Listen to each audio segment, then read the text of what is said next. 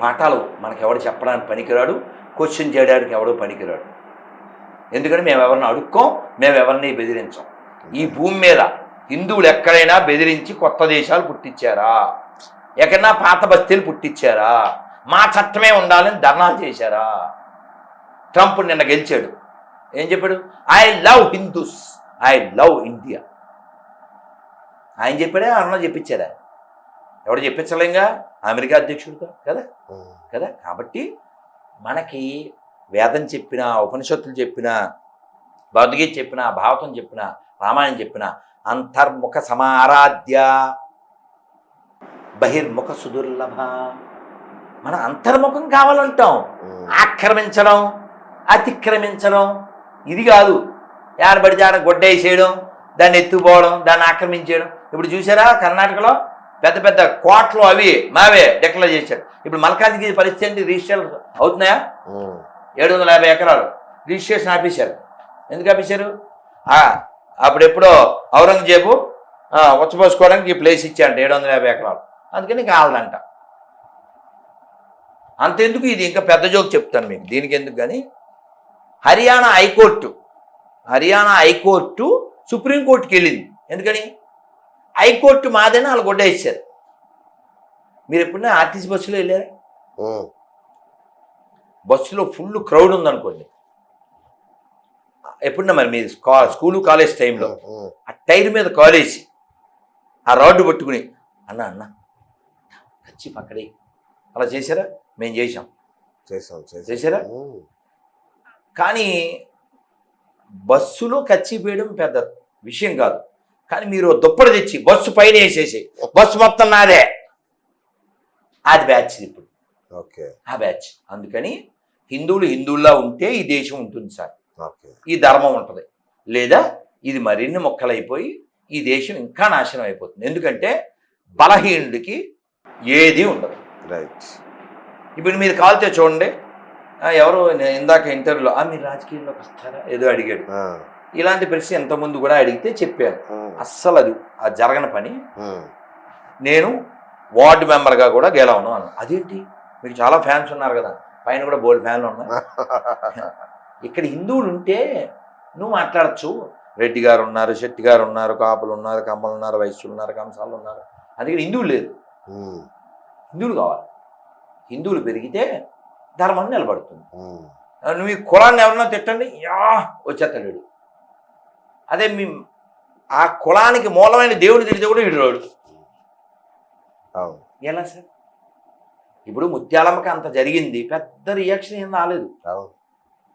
అదే మసీద్కి ఓ గోడ మీద ఓ చిన్న మేకు కొట్టండి, వచ్చబోయింది రచ్చాయి. అవునా? ఎందుకు? అసలు అతని పేరేంటి సార్? విజయసాయి రెడ్డి. వక్ఫ్ భూములకి బిల్లుకి మేము వ్యతిరేకం అంటాడు. మరి వక్ఫ్ బోర్డు పేరుతో ఊళ్ళు మింగేస్తుంటే నువ్వు ఎవరి సంకటం అవుతున్నావు?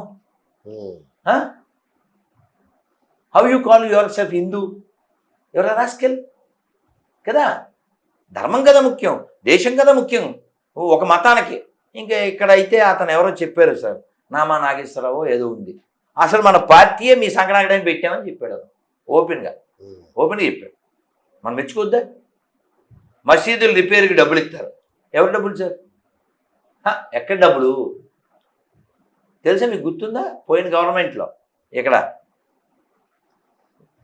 కలవకుత్తో ఎక్కడో అక్కడ మసీదుకి రిపేర్కి 80 లక్షలు ఎంతో ఇచ్చారు. అది బాగు చేస్తుంటే శివలింగాలు అయిపోయి పడ్డాయి. ఎందుకని? అది గుడి కాబట్టి. అసలు గుళ్ళోనేమో డబ్బులు ఇచ్చిపోతావా? ఇప్పుడు రేవంత్ రెడ్డి CGF పెంచాడు తెలుసా మీకు? 8 ఉండేది 12 చేశాడు. కామన్ గుడ్ ఫండ్ అంటే గుళ్ళో డబ్బులు ఎత్తుపోవడం సార్ దాని పేరు. ఇప్పుడు గుడిలో ఒక హుండీ ఉంటుంది, ఆ హుండీలో డబ్బులు వేస్తారు. ఆ డబ్బులతో దేవుడికి గుడికి చెయ్యాలి. గవర్నమెంట్ ఎత్తుపోవడం ఏంటి సార్? నీకేమొక్కుంది? గవర్నమెంట్ అంటే ఇంగ్లీష్లో ఏమనాలి సార్? కాపలా కుక్క, వాచ్ డాగ్. నువ్వేం ప్రయత్నం చేయకూడదు. ఇప్పుడు ఈ కుర్చీ వాడుకుని వెళ్ళిపోవాలి, అంతేగాని ఒరే వచ్చేప్పుడు కారులో పెట్టి అంటారా ఏంటి అంటారు కదా. ఒకవేళ శుభ్రం లేకపోతే తుడుచుకుని కూర్చోవాలి, అంతే. అంతే గవర్నమెంట్ కూడా అంతే. గుళ్ళ మీద పెత్తనం చేసి గవర్నమెంట్ ప్రజలు కట్టిన ట్యాక్సులు మసీదులకి చర్చిలకి యాత్రలకు ఇచ్చి మేమేమో సంక్రాంతికి వెళ్ళేటప్పుడు స్పెషల్ బస్సు స్పెషల్ దోపిడా. ఇంకెప్పుడు ఈ బూతులు వాడకండి సార్. ఏంటి బూత్ పేరు? Secularism, abusing word, don't use. Okay, right. నిన్న మొన్న అఘోరిని చూసాం. ఒక మహిళ అంటే నేను అఘోరిని అని నగ్నంగా తిరుగుతూ నానా రభస ఒక 4 రోజులుగా. దీన్ని ఎట్లా చూడాలి? అఘోరులు అలాగే ఉంటారు. అఘోరిని కామెడీ చేసే ముందు జరిగే ఘోరాలను మనం కామెడీ చేయాలి కదా. నిన్న నవగ్రహాలు బదులు కొట్టారు. ఎక్కడ? శంషాబాద్. వెంటనే మనకు చూడండి, ఎప్పుడైనా నీళ్ళు ఒలిపితే రే మాపుదే అంటాం కదా, గొడ్డ తీసుకురా అంటాం కదా. అలా రెడీమేడ్గా పిచ్చోడు, మతిస్థిమితం లేనుడు. ఈ మతిస్థిమితం లేని వాళ్ళందరూ ఆ మతి లేని మతాల్లోనే పుడతారా ఏంటి కదా. ఈ మతిస్థిమితం లేని వాళ్ళు ఒక్కసారి కూడా మసీద్ దగ్గర ఏం చేయరా? ఈ మతిస్థిమితం లేని వాళ్ళు ఒక్కసారి కూడా చర్చి దగ్గర ఏం చేయరే? మతిస్థిమితం లేని వాళ్ళందరూ గుళ్ళే బదలగొడతారా? అంటే వాళ్ళ మతాలు మతి లేనివి ఇవన్నీ బదలు కొడుతూ ఉంటారనే కదా. ఇది డిస్కస్ చేయాలి కదా. సో ఆ అఘోరి ముత్యాలమ్మ గుడికి వచ్చింది. ఆ అఘోరి వేములవాడ వెళ్ళింది. వేములవాడ వెళ్ళి ఈ శివాలయంలో ఈ శవం ఉండకూడదు, పీడుగు తీసేయాలి అమ్మ. మంచి మాటేగా, మంచి మాటేగా. అలా అంటే వాడు ఎవడో పత్రికోడు వివాదాస్పద వాక్యాలు అంటాడు. వాడు వివాదాస్పద వాక్యాలు ఏంటండి? ఎవరికైనా జ్వరం ఉందనుకోండి, నాన్న భోంచేయకు, జ్వరం పెరిగిపోద్ది అన్నాం అనుకోండి. ఏదో కొంచెం తెలిసిన వాళ్ళు పెద్దవాళ్ళు ఇలా చూస్తారు కదా. అమ్మ చూసేది. సో అమ్మ ఇలా అని భోజనం వద్దు నాన్న, మా చిన్నప్పుడు ఆ పంచదార వేసుకుని 2 ఇడ్లీ తిన్నానా అని చెప్పుద్ది.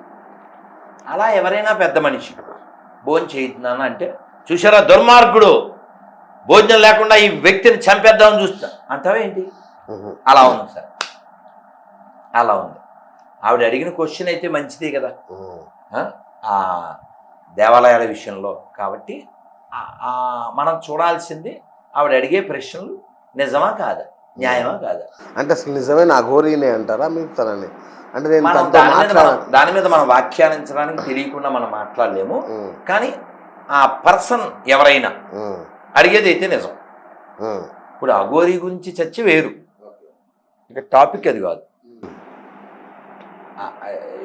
Maybe Aghori or not, but ఘోరాన్ని అయితే ప్రశ్నిస్తుంది. అది చాలు, అది మెయిన్ కదా. రైట్, అవును కదా.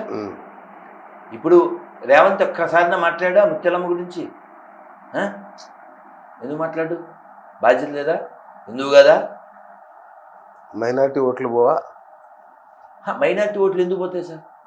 అంటే ఇప్పుడు ఆ తన్నిన దొంగోడిని ఈ మైనారిటీని సపోర్ట్ చేస్తే వాళ్ళంతా దొంగలనా? తప్పు కదా.